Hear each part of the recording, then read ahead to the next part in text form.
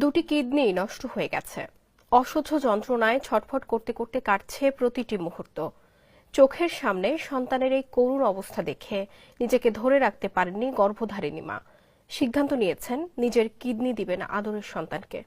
কিন্তু অস্ত্রোপচারের যে খরচ সেটি মেটাবার সামর্থ্য নেই। ঋণের জালে জর্জরিত পরিবারটি। চিকিৎসকরা জানিয়েছেন শিগগিরই অপারেশন করা না গেলে বাঁচানো যাবে না রোগীকে।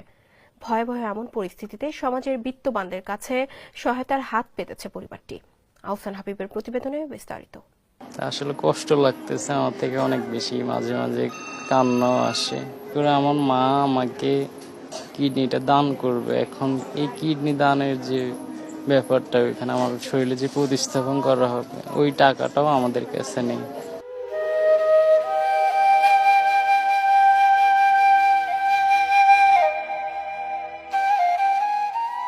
হাসপাতালের